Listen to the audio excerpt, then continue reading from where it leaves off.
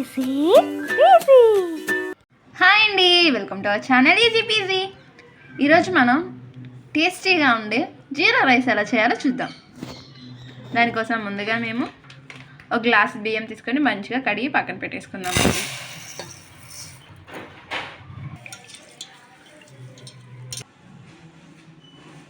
ఇలా బియ్యం ఒక పావు గంట లేదా అరగంట నాగిన తర్వాత ఇంక మనం ప్రాసెస్ స్టార్ట్ చేద్దామండి.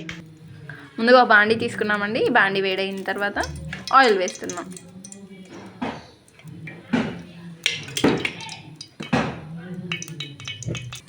ఈ ఆయిల్ కాగిన తర్వాత ఒక ఎండు మిరగాయలు వేస్తున్నామండి. తర్వాత 3 చిన్నులపాయలు చిన్న చిన్న ముక్కలుగా కట్ చేసి పెట్టుకున్నామండి. వాటిని కూడా వేసుకుందాం.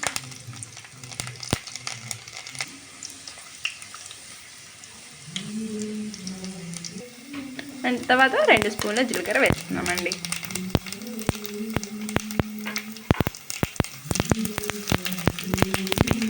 ఇవేవి మాడిపోకుండా మాత్రం చూసుకోండి.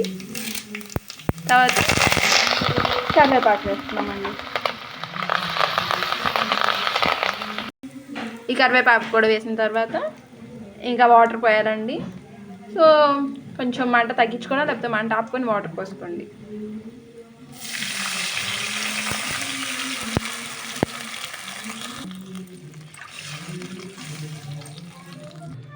మేము గ్లాస్ బియ్యానికి ఒక 2 గ్లాసులు వాటర్ పోసామండి. దీని తర్వాత ఇంకా సాల్ట్ వేసుకుందాం.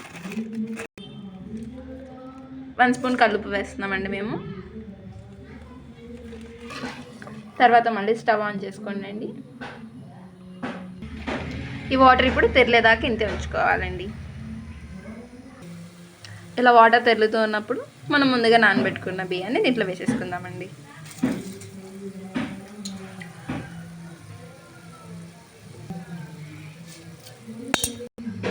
ఇప్పుడు ఇది కొంచెం కలిపుకొని ఇంక మనం మూత పెట్టేసుకోవచ్చండి.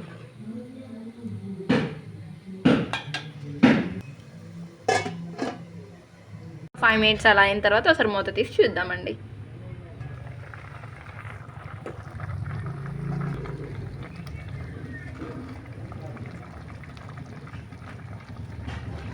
ఇలా ఇంకోసారి మంచిగా కలుపుకుందాం. దీంట్లో ఇంకా నీళ్ళు ఉన్నాయి కాబట్టి మళ్ళీ మూత పెట్టేసుకొని ఇంకొంచెంసేపు ఉడకనిద్దాం. ఓ 10 నిమిషాలు అయిన తర్వాత మళ్ళీ ఒకసారి ఓపెన్ చేసి చూద్దామండి. ఆల్మోస్ట్ అయిపోయినట్టే అండి, కాకపోతే లైట్గా నీళ్ళు ఉందండి. సో దీన్ని ఇంకొంచెం సేపు మగ్గనిద్దాం.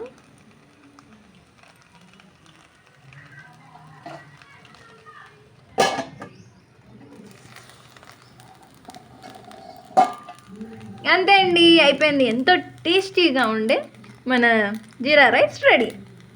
దీన్ని మీరు కూడా ట్రై చేసి మీకు ఎలా వచ్చిందో చెప్పండి. దట్స్ ఇట్ ఫర్ టుడే అండి. Support our channel easy PG. అలాగే మీరు ఇంకేమైనా డిషెస్ కావాలనుకుంటే దాన్ని కూడా కామెంట్స్లో చెప్పండి. మేము చేయడానికి ట్రై చేస్తాం.